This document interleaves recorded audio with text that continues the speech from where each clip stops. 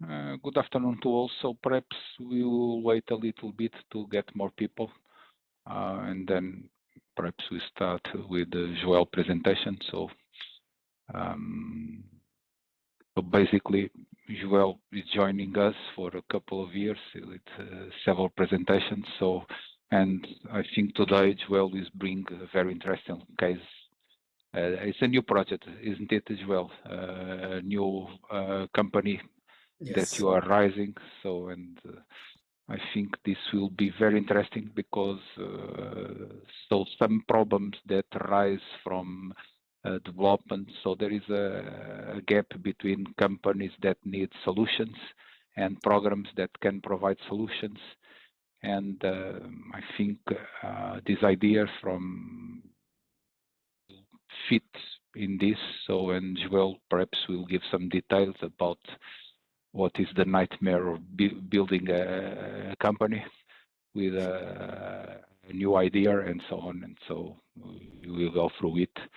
And this is basic of the blockchain IEEE conference that we start, and that's the second section that we go ahead, and we plan to go for a more 4 or 6 this year. So always with persons from companies. So the main goal here is to have a real feeling what is going around, and bring this kind of experts. So only to take a little bit more time for people to join, and so on. So we'll do perhaps more 5 minutes. It's okay for you as well. So I don't know if you want to give some context, to do a small introduction about yourself and so on. Let's just wait 3-4 minutes and then I can start. And then I have my presentation here with, let me see if I can share.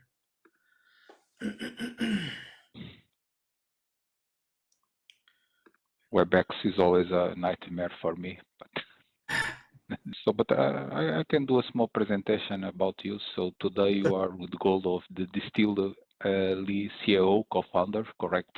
So yes. That's a startup focused on blockchain infrastructure and company community developed building. So Joel is an experienced person, so around 20 years of experience in the digital transformation, so in blockchain, smart cities, and initiative across the globe, enterprise, government, and work in companies like Cisco, Casper Labs, and I miss something as well, or give the basic way. That's it. Thank you. Okay, so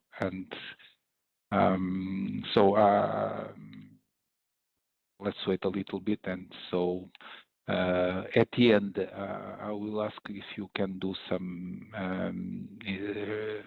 fill some questionnaire, and if you want a certificate you need to fill some forms. So but in case of you need this. So no, thank you, João. Thank you so much for the introduction. Welcome everyone to this presentation at IEEE Blockchain at Home series. So as Professor João mentioned, my name is Joel. I'm a PhD candidate at ISCTE, but also I've been, as Professor João mentioned, a long time, I would say, in the technology space, smart cities, telecommunication, and in essence, yeah,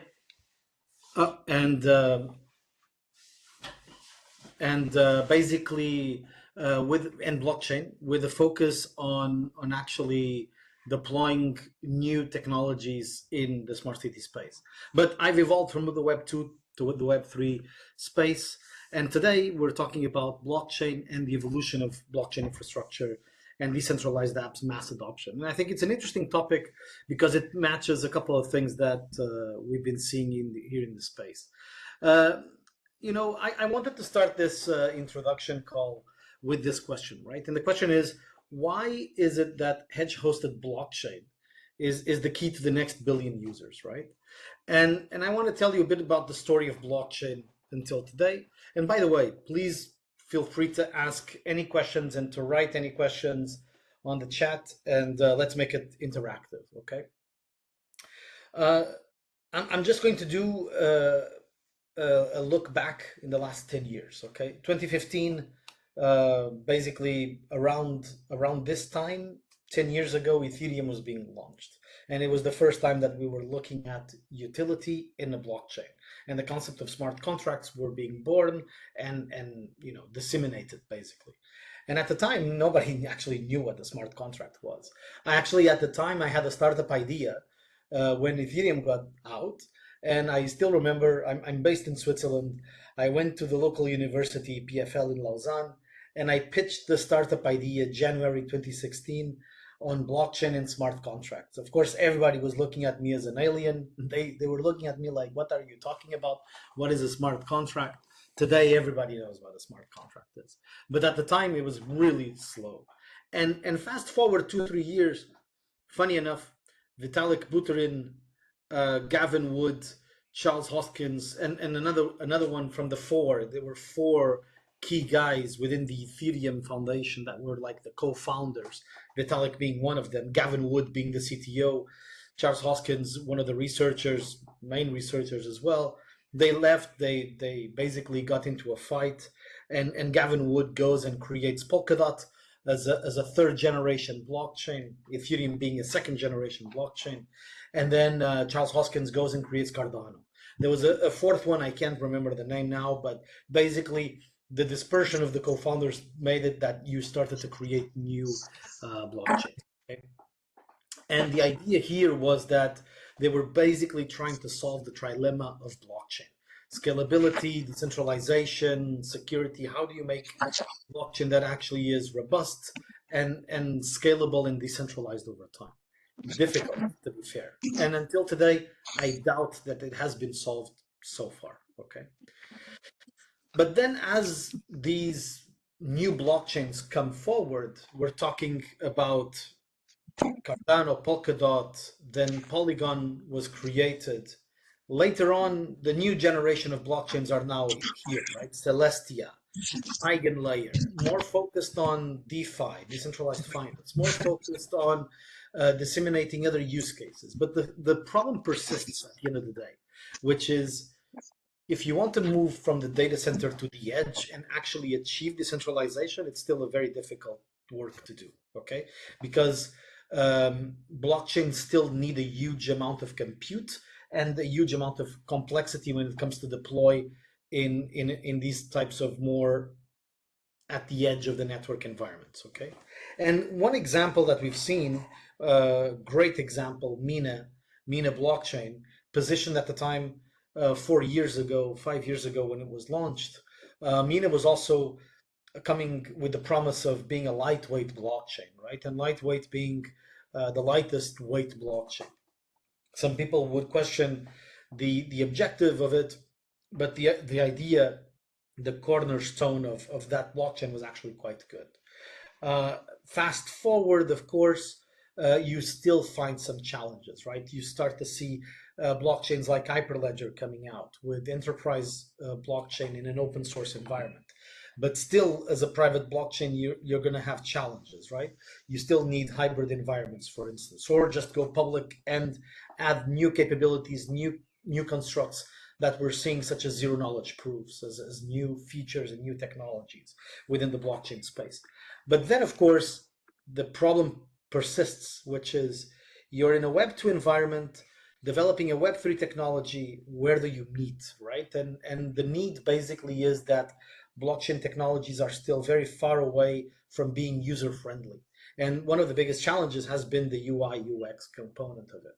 So there has been the need in the past, I would say, 3-4 years to actually develop more of this UI UX component that actually enables users to more easily adopt the technology. But still, there's a long way to go at the end of the day.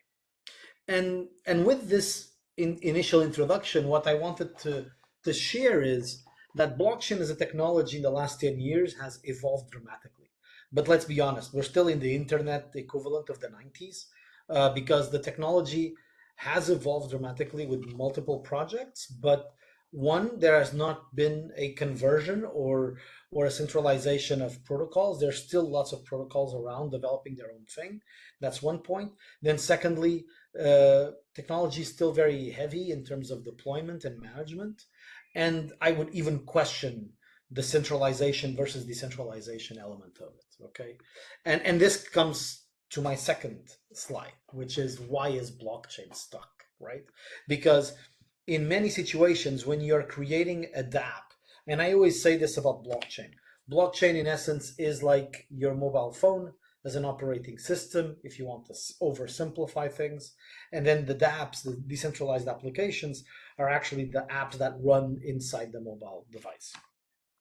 But when you're trying to do this, it works very well closer to the data center component. But if you want to deploy this farther at the edge of the network, you're going to find performance issues, scalability issues and questions like, what if there is an outage in the place where I'm deploying my blockchain? What happens to logging in of services?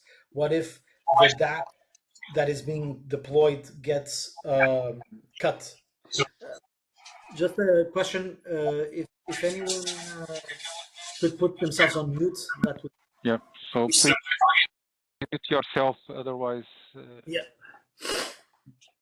So the idea here is that even though blockchain has advanced dramatically, there's still lots of challenges to solve with regards to real decentralization, right? What some of the core issues I've highlighted here, right?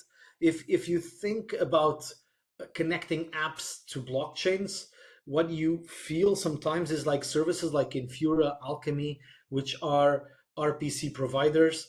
They will basically enable you to connect an app to a blockchain, but it's still a centralized system, right? You're still doing API calls from a centralized system, from one blockchain on a data center to another blockchain in another data center, and then connect it to the application. And that part has still not yet been solved, right? So you have low composability, low decentralization in essence.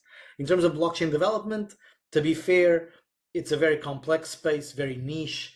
You have much more Web 2 developers from a JavaScript, TypeScript perspective versus Solidity, which would be Ethereum's language, or even Rust, which is not a language that more people are using nowadays, and it's more disseminated.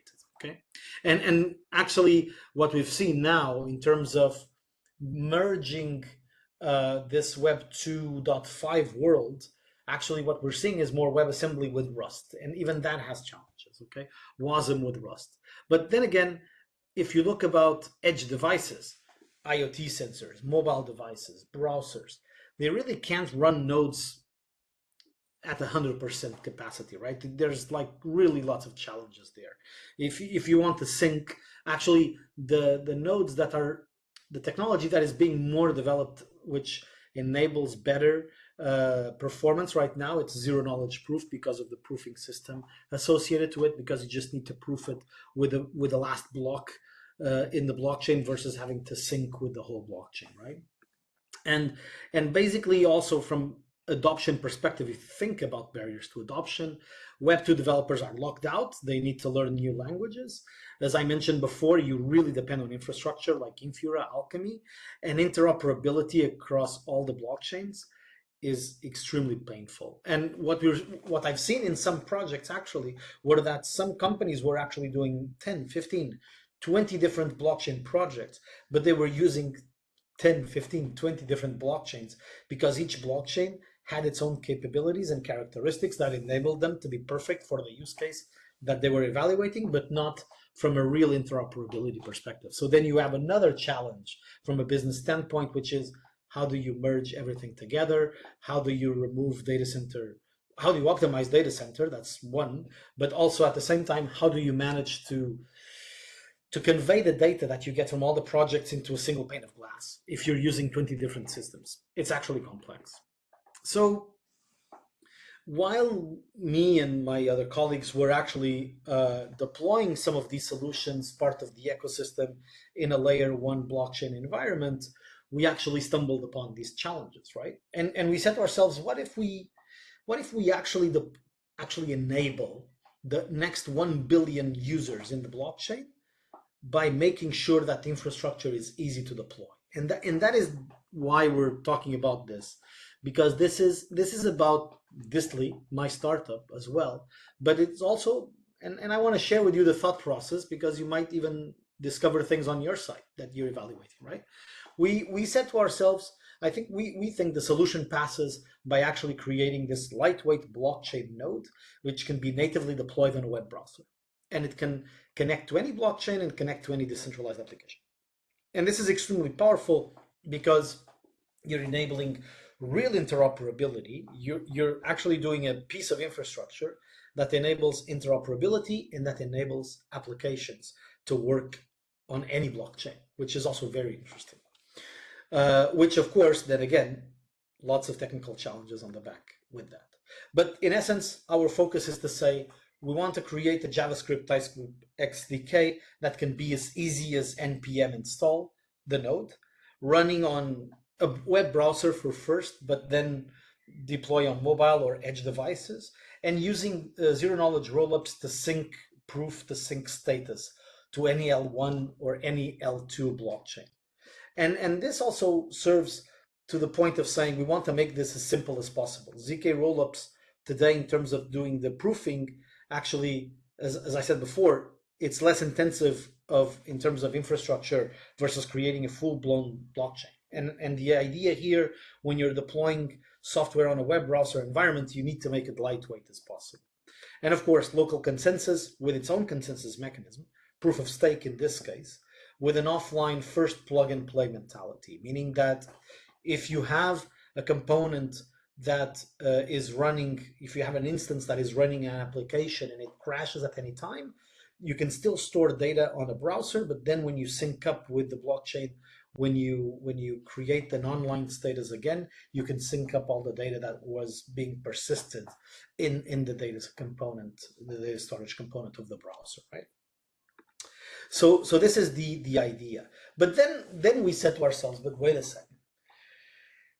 Doing what 95% of the other blockchain companies are doing today is suicide, to be fair, which is to raise 60, 70, 80 million dollars with VCs to actually go and hire 60 people, build a blockchain from scratch for 4 years, you burn all the money, you actually didn't deliver much, and then you crash and burn. So the idea was not only what is it that we are developing, the what, which is an app chain node, but how to do it is also important. And we want to redefine some of the paradigms in blockchain, because we've been in the industry, me and my co-founder and the rest of the team, we've been in the industry for some time, and we've seen that even some of the challenges of creating a startup in the Web3 space are biased and prone to crash and burn, to be fair. And the reality is that we didn't want to go this path of VC, because we said, if we go a path of open source and we open the software for the community and we work with the community, actually we think we can do something interesting here, right? So the idea was very basic, to say, let's create a developer portal, a collaborative environment in which we can invite all the developers to come in and build the software with us. We, of course, will follow a Linux model or a OpenAI model of a for-profit and a not-for-profit, in which we will develop certain for-profit capabilities in the for-profit entity, of course, which is a standard in the industry, but we aim to have a core component of the software as an open source element for anyone to use as part of the foundation. But of course, as part of the foundation, then you have this element that says, you need developers, right? You need to build the community, and this project only works if you have a community. And that's why the beauty of this is that it actually focuses a lot on Ethereum as the first blockchain. What was the ethos of Ethereum when it first came out?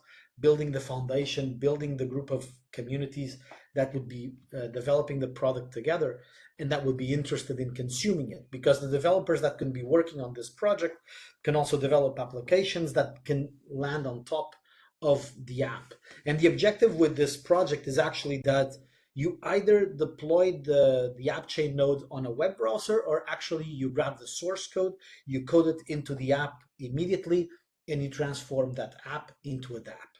And that's also very powerful because then you can unlock new monetization strategies and new business models with this capability. Okay. So then we said, okay, like let's see if there's an interest here. And we actually tested for 2 months. We created a very simple landing page. We tested the interest of the community for 2 months in a very organic way. And in 2 months, we got like 2,200 developers signing up. So we said to ourselves, this is interesting. It has potential. People are interested in contributing and being part of the community, of the foundation.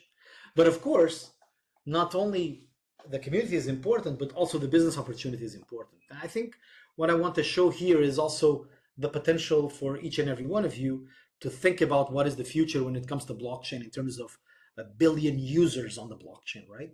If you onboard 1 billion users on a blockchain, you're going to have lots of transactions, right? And today, just to give you an idea, you have around 12,000 dApps in the blockchains, okay?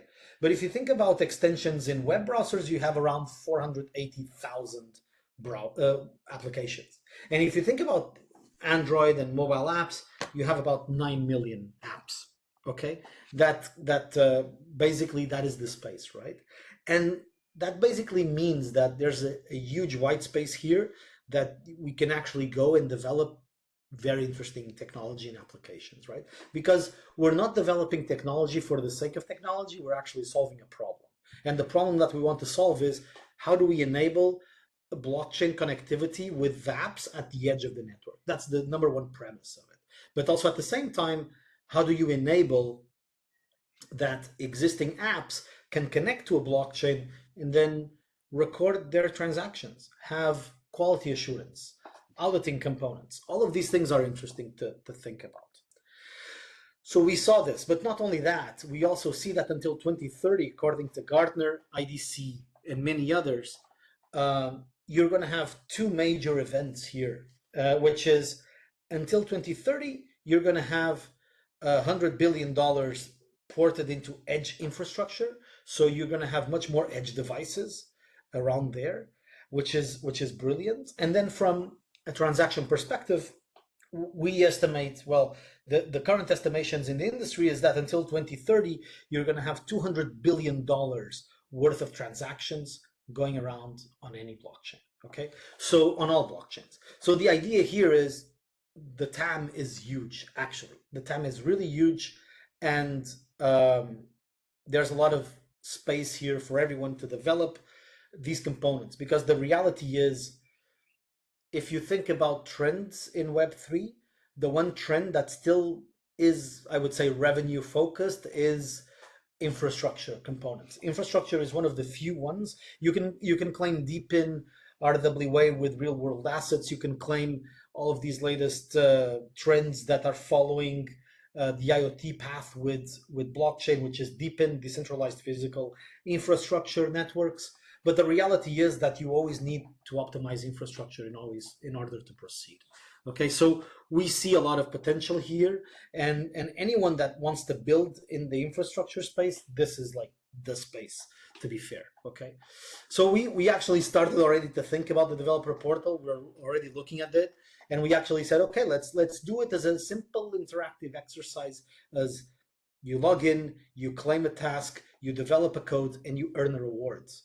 We will also have our own token, because you need token parity if you're running your own app chain blockchain to actually do parity between the different blockchains, and then also for the transaction fees, which is a standard, I would say. And then there is also where we will collect some revenue in terms of monetization strategy as well. Okay. One thing that we're seeing is that in terms of this portal, we can also, while we are connecting with the different blockchains, in terms of partnerships, we can also create bounties, and we can basically deploy and help accelerate open source software initiatives from those blockchains that we're partnering with in our portal for the developers to go forward and to basically develop. Okay. One thing that I find it interesting, and again, this is a go-to-market slide, but always open for questions and for discussion on this. But the reality is that in the blockchain space, one of the biggest challenges that I've seen is that the majority of the companies are focused on launching a token. And that's actually really the worst thing you could think of, okay? Because the moment you launch a token, because you already signed an agreement with 10, 15, 20 VCs, they are most likely going to do a pump and dump exercise and destroy your tokenomics. And if they destroy the tokenomics of your project, you might have a fantastic project, but then you're never going to create, you know, basically momentum to let the project fly. So the reality is, if you're interested in building a project in blockchain, my suggestion is try to avoid fundraising with VCs, try to build partnerships with the blockchains, with the foundations through grants, and then through the grant money, basically build up your capabilities, your components. Doing that means that you're not going to get equity removed from your cap table. That's one point. Secondly, you're not already diluting your value, because today you're pitching a PowerPoint slide, tomorrow you might be pitching an MVP, the day after you might be pitching a robust structure. So better to start slow in the space and show consistency and results, and then you can build on that to actually put a better valuation on your company, right? And of course, like for us, it's clear that we aim to focus on enabling all the blockchains, attracting ecosystem with the developers for any blockchain ecosystem, through bounties, help accelerate these OSS software capabilities, and then through the roadmap component, actually deploy the solution. And as a roadmap with the different work packages, you grab a pull request, you code it, you send it back to us, and we reward you with the tokens. We also thought a lot about the tokenomics and the business model part here. I think also just to be very open about the way we're thinking this, because we are thinking about this project not only from what it means from an infrastructure perspective, but also from a community standpoint, and then also from a tokenomics perspective and from an investment perspective. So tokenomics, for instance, we're actually thinking about going Bitcoin model again, meaning usually when a blockchain project is launched, they will actually launch all the supply. They might lock part of the supply from a token economics perspective, and then have some release schedule, some vesting associated to it in 1, 2, 3, or 4 years. And the reality is that even that, people will just eventually sell, the price of the token will crash, and you will never get a good adoption of the token. So what we thought was, what if actually we follow an organic path in which we release the tokens while the project is being released, meaning as the tokens are being launched, we mint the tokens as the PRs are being closed. So basically, you are not creating immediate supply, you're just focusing on creating the supply in the moment. And the developer, if he or she is interested, they will store the tokens because they will be used as gas fees for running their own dApps. But if they want to sell, we wouldn't even go to an exchange. We would go for a DEX instead of a SEX, because the reality is that the decentralized exchange would be the only way to sell the token and make it extremely exclusive to the developer community. So this is a way to lock ourselves from retail speculation, because the reality is that in blockchain, you can have really amazing projects, but retail can really destroy or hinder and really negatively impact your project long term, okay? Of course, at the same time, it's the other way around. People might look at me and say, but Joel, if you do lots of marketing and you use key opinion leaders, you can actually create a lot of hype and make people buy the token, which is fair. But at the end of the day, you're also creating a space for dumping the token. And that would create a real problem with treasury, okay? And I think that's an issue that we aim to do. So basically what we said was, let's really do proof of work, real proof of work. The developer builds the code, gives us back the code as an open source component. We give them the tokens, and the same thing with investors. Eventually, actually, we've proposed this to some investors already to hear their feedback, and they were interested, which is our focus would be actually not to close an investor agreement with a VC in terms of number of tokens, but percentage of supply of tokenomics. And with that percentage, meaning that every time a pull request or one of these work packages is done, then you can release the tokens over time, and the developers, the advisors, the VCs, the team, they would all make a percentage fee of the tokens over time. Okay. Any questions so far? No? Okay. But thank you for the camera, Marisa. Always good to. No, don't delete it. Just keep it open as well. But if you have any questions, let me know. So we and also I actually thought to myself, this is actually a very cool exercise to review software development models and to see how you can optimize software development in an open source environment, right? So we set ourselves, okay, let's do this as a sustainable model, right? Let's create a roadmap of pull requests. We put them there. There's a task claiming mechanism. We also will implement a governance model in which developers will vote.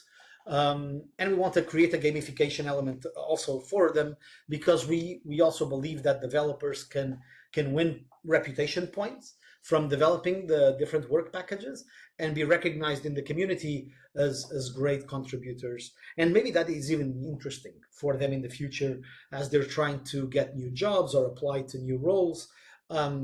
There has been technical platforms like Stack Overflow, Reddit, in which Stack Overflow, where you would actually win points by answering the Q&As of the platform, and then some developers actually position their punctuation, their reputation points in interviews.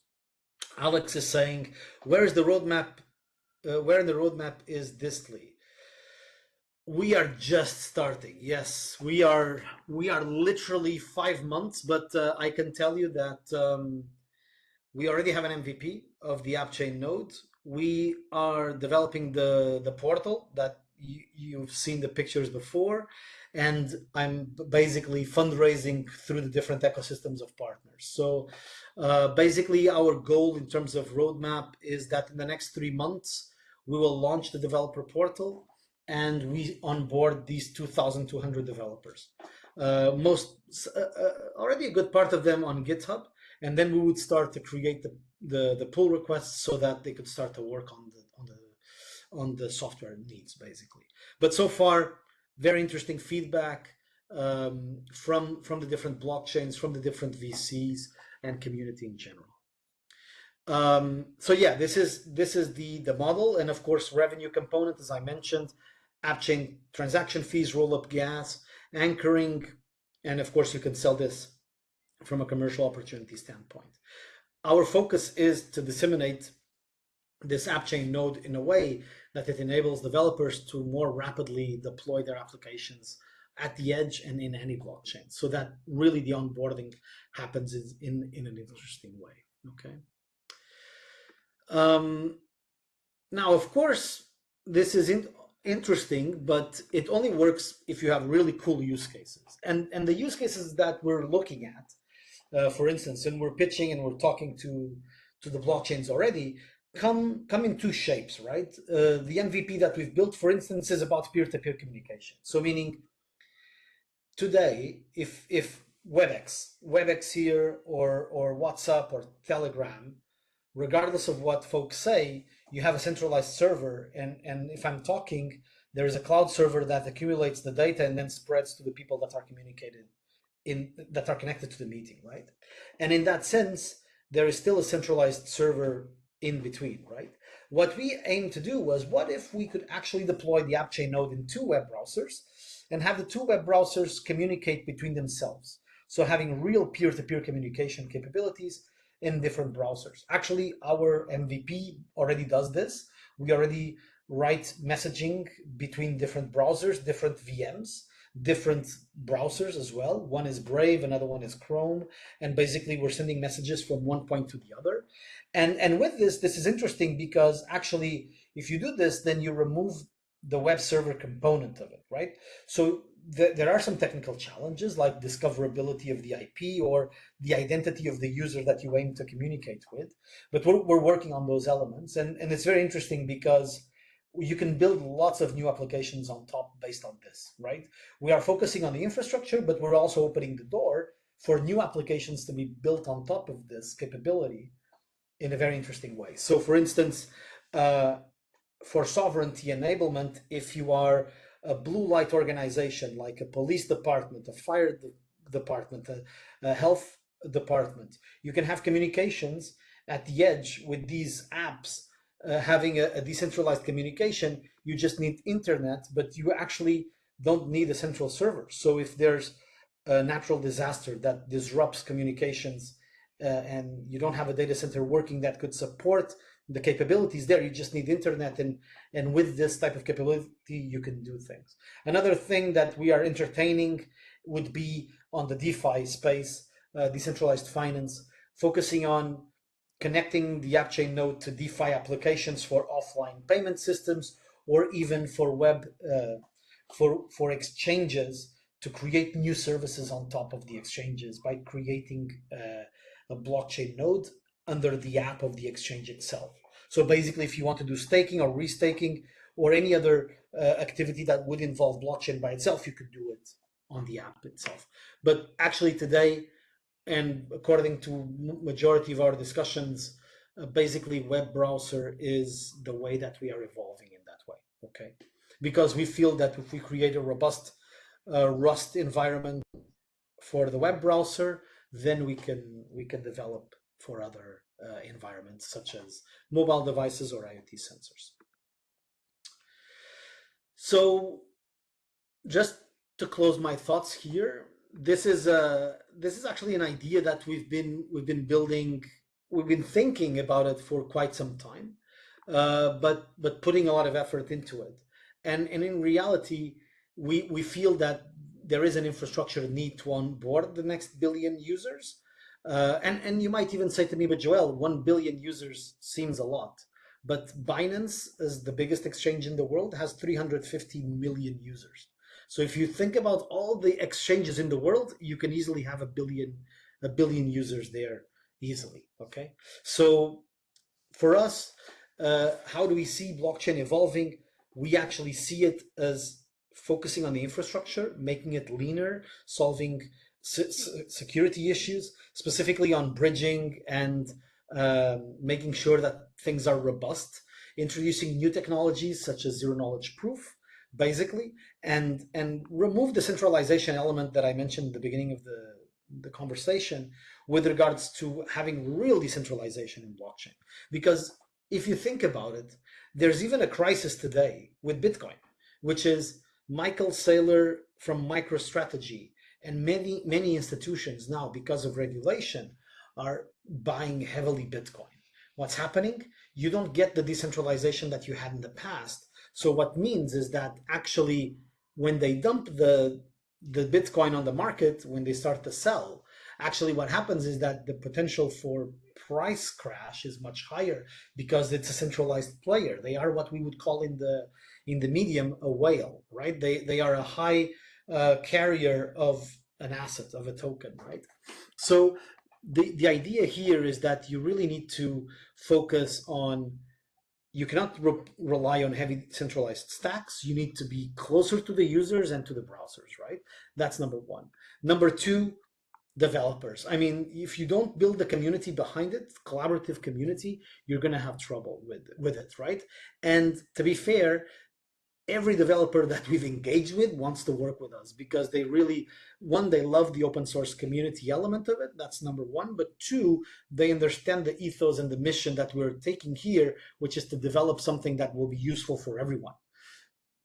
As an example, one big blockchain yesterday was emailing me saying that they couldn't work with us because they wanted us to have an exclusivity agreement with them. And my reply to them was, if we do an exclusivity agreement with you, it beats the purpose of the initiative because we want to connect with all the blockchains, right? So either one, you really didn't understand what we're doing, or two, you're going through a path which is not the real open source element associated to it. And then um, just the last message, right? Which is about shaping, right? In Portugal, basically, I also had a presentation with the Instituto Politécnico da Guarda today, and I was telling the same thing to the students. Today, there are developers that are in Bali surfing during the day and coding. They're making a lot of money, and they're developing really great applications, and they're learning a lot, and they have this digital nomad mindset, but basically they can be anywhere they want in the world. And the idea that I want to leave here is that for these types of technologies and open source element and community building, you can be anywhere in Portugal, anywhere in the world. That actually, if you build the right skill sets, and I continue to say this, learn Rust, you can build a really good portfolio of projects and be part of very cool projects. So with that, that was my presentation for today. And if you have any questions, I'm more than open to it now. So now the floor is for a Q&A. So I don't know if this topic raises a lot of questions, interests. So if not, I have a couple, but first of all, I will let the audience jump in. So. Okay, Alex is asking here a question. Distli is an app chain, application chain. So we will connect to any L1 or L2. Imagine that it's like a DApp, but it's a blockchain as a DApp. Okay, and we aim to connect with all the blockchains. In terms of storing data, we actually aim to have a small VM running on the browser and a small component of storage inside the browser, meaning that you can actually store data and then do the roll up to any L1 or L2 to sync the data on the blockchain. Okay, it should be as easy as if you think about MetaMask wallet, it should be as easy as you install the application on the browser, you click on the extension button, and you have two buttons. One button says connect to a blockchain, the other one says install an application. And then you install the application on top of the blockchain node, you connect to a blockchain, and you start running it. That's the end goal, to be fair. More questions?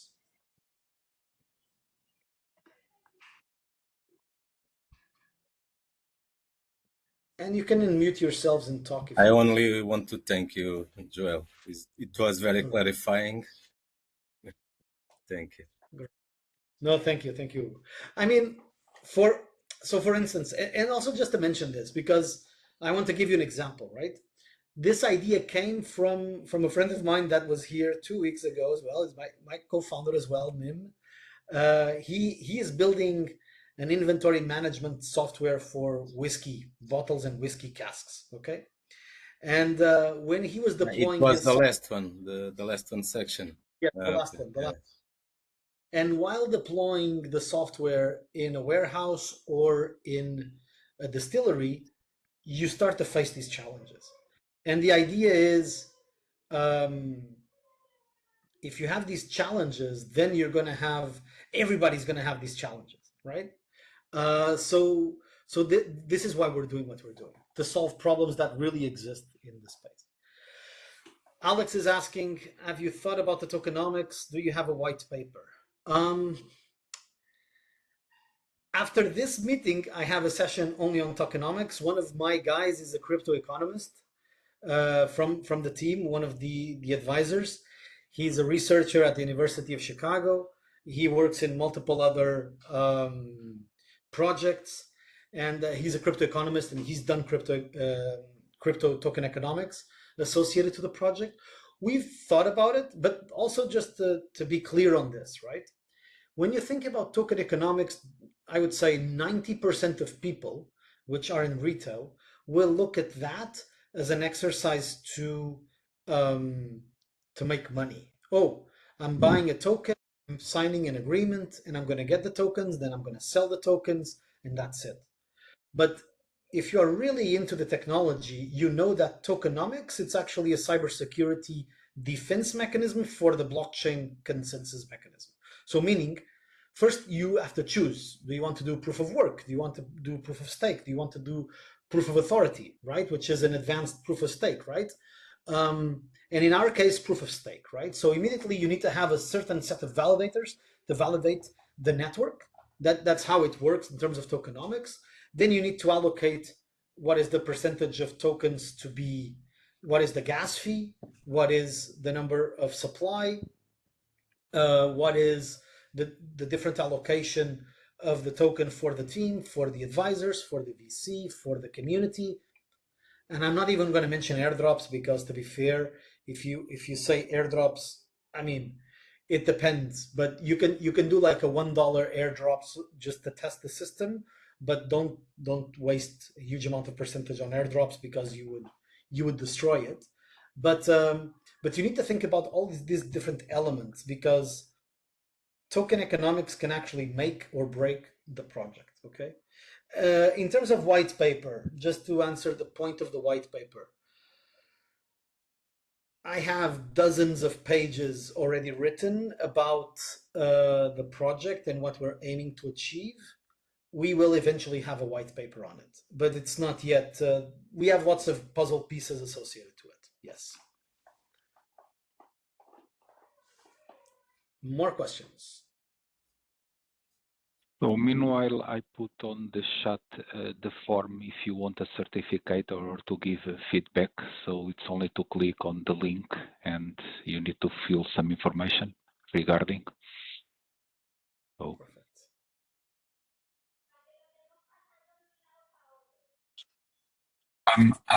Hello, thank you very much for your presentation. I have a question about security. So this bringing the application to the browser seems risky, no?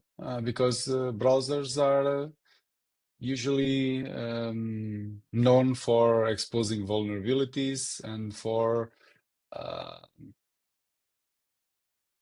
providing a way for hackers to get information that they shouldn't have. So my question is about this. How have you thought about this, and what paths are you taking to avoid making the mistakes of many others that did applications for web browsers in the past?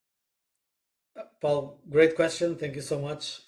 We actually just had a discussion yesterday on that topic.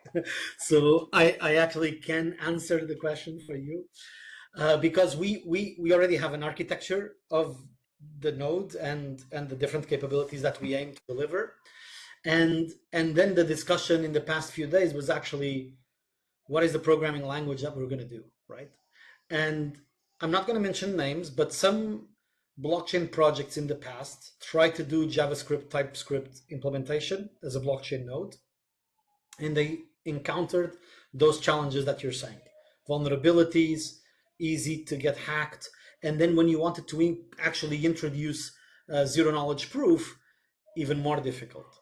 So then we thought, okay, but what about if we do Rust blockchain node with JavaScript, TypeScript hybrid development mode, and then we actually have a hybrid capability there. And we also got to the conclusion that there's tons of challenges there as well from an implementation perspective and scalability perspective. So the conclusion that we're getting is the blockchain node would be running on a full Rust environment. We would have some JavaScript, TypeScript capabilities on the browser to connect with the Rust element of it. We would have a small VM installed in the browser as part of the service worker to basically run some prompts.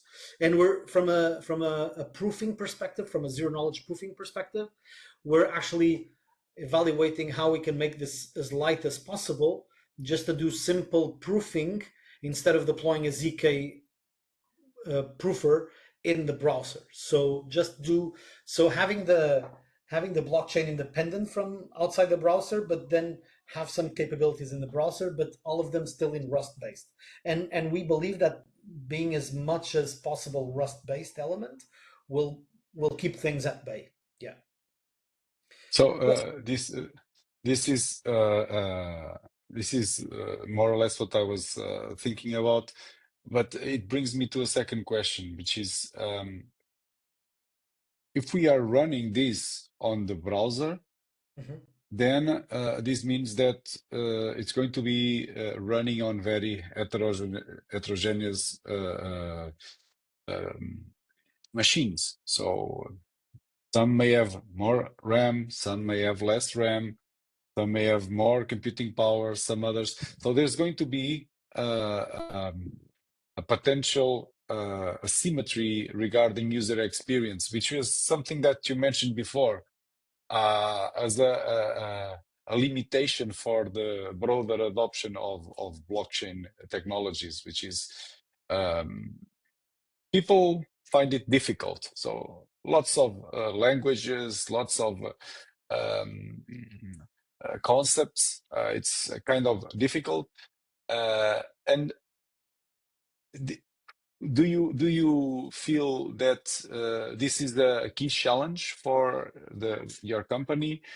I mean, to address this potential problem, I think in terms of performance of running the applications in the browser.